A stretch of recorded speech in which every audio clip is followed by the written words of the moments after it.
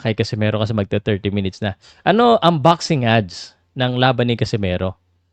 Okay? Ano natin yan. Ano ang boxing ads ng laban ni Casimero? Ano sa tingin nyo, guys? Okay. Ang boxing ads ng laban ni Casimero, tingnan natin sa Arena Plus. Okay? Tingnan natin. Boxing. December 27. Rechuchumi. Edison. Bakit wala yung kay Casimero? Ba't walang boxing ads? Eh, ang dami na pa namang gustong tumalpak kay Casimero. Sino mga tatalpak kay Casimero dyan? Huwag kayong magbenta ng ng kalabaw, pan-tuition fee nyo. O ngayon, bakit ngayon hindi maka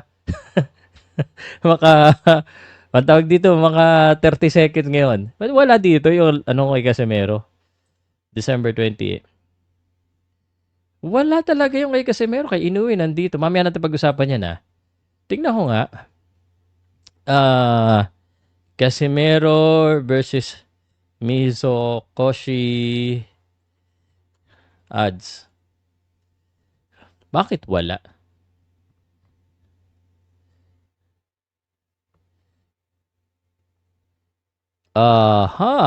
So, according dito, as of Wednesday, December 24, the specific mainstream betting ads for General Casimiro vs. Tommy Sakoshi fight on December are not widely available across major sports book.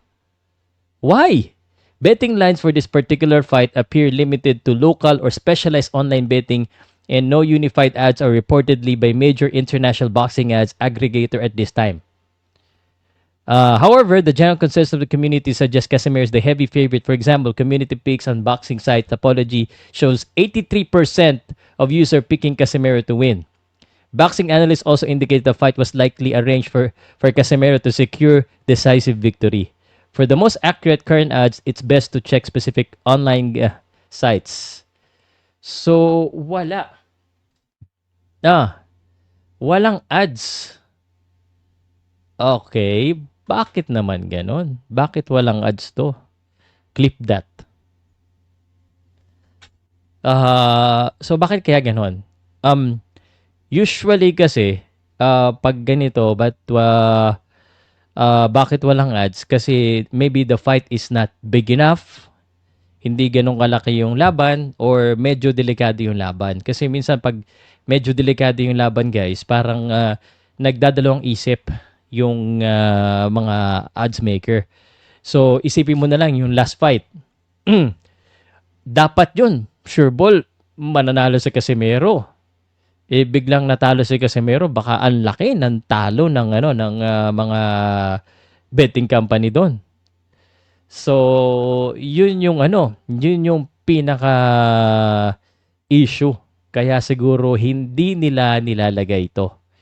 So, nakakalungkot, but it is what it is. Walang boxing ads. Siguro merong maglalabas diyan.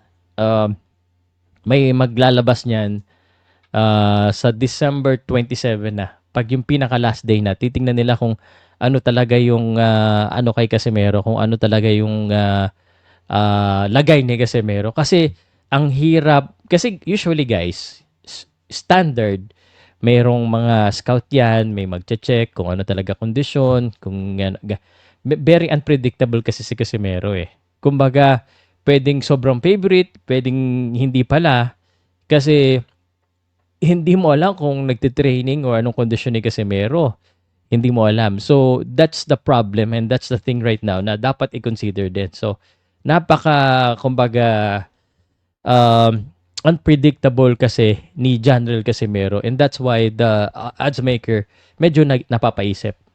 Alright? So, good na tayo dyan.